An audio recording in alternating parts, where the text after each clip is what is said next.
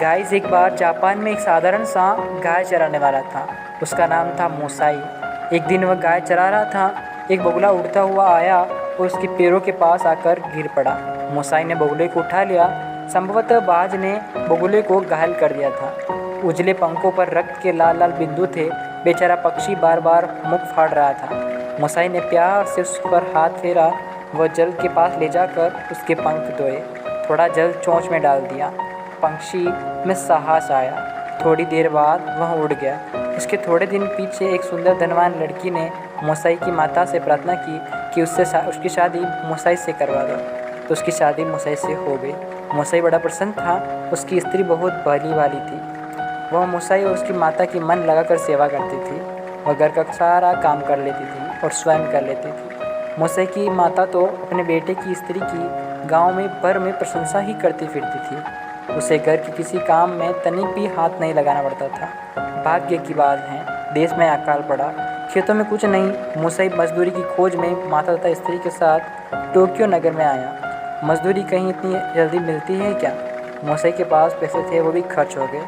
उसको उपवास करना पड़ा, भूखा रहना पड़ा।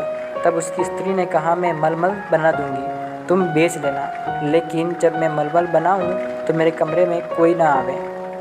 मोसाई की समझ में कोई बात नहीं आई। वह नहीं जानता था कि उसकी स्त्री मलमल कैसे बनाएगी। लेकिन मोसाई सीधा था।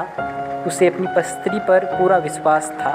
उसकी स्त्री ने पहले कभी झूठ नहीं बोला था और नहीं कभी झूठ कहा था। फिर पास में पैसे भी नहीं थे तो किसी प्रकार कोई पैसे मिलने का रास्ता निकले तो घर का काम चले। मोसाई ने स्त्री की बात चुपचाप मान ली। स्त्री जब उससे कुछ मांगती नहीं तो उसकी बात मान लेने में क्या हानि है भला। उसने अपनी माता से कहा दिया कि जब इसकी स्त्री अपना कमरा बंद करे तो उसे कोई पुकारे नहीं और ना उसके कमरे में कोई जाए। दूध के समान मलमल और उस पर छोटे छोटे लाल चींटे। मोसाई की स्त्री ने जो मलमल बनाया वो बहुत अद्भुत थी, बहुत ही प्यारी थी। रेशम के समान चमकती थी, बहुत कोमल थी। जब मोसाई उसे बेचने गया तो राजा खुद मिकोड़ा के राजा ने मलमल खरीदी। मोसाई को सोने की मुहर मिली। मोसाई को सोने की मुहर मिली। अब तो मोसाई धनी हो गया और उसकी स्त्री मलमल बनाती वह बेचता। एक दिन मोसाई ने सोचा, मेरी स्त्री न तो रुई लेती है न रंग, वह मलमल कैसे बनाती है। मोसाई छिपकर खिड़की से देखने गया। जब स्त्री ने मलमल बनाने का कमरा बंद कर लिया था तो मोसाई ने देखा भीतर स्त्री नहीं, एक उज्जवल बगुला बैठा है।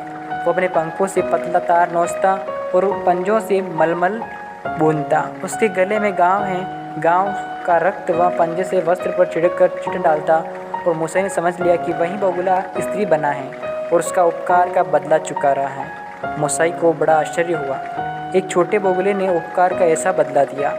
यह सोचकर उसका हृदय भर आया, उसका दिल भर आया। उसकी आंखों में आंसू आ गए। वह जहाँ का तहाँ खड़ा रह गया। वह बात भूल गया कि उसकी स्त्री ने मना किया कि मलमल बुनते समय उसे कोई न देखने आए। उसे यह भी याद नहीं रहा कि वह यहाँ क्यों खड़ा है। उसी समय मोसाई की माता ने पुकारा। मोसाई बोल पड़ा। बगुला चौंका और खिड़की से उड़ गया। Guys, moral of the story, जो जीवों पर दया करता है उसे अवश्य बड़ा लाभ होता है और भगवान भी उन पर दया करते हैं। गाइस, यदि आप चैनल पर नए हैं तो चैनल को सब्सक्राइब करना ना भूलें। ओके गाइस, मिलते हैं नए वीडियो में। तब तक के लिए bye bye, have a nice day.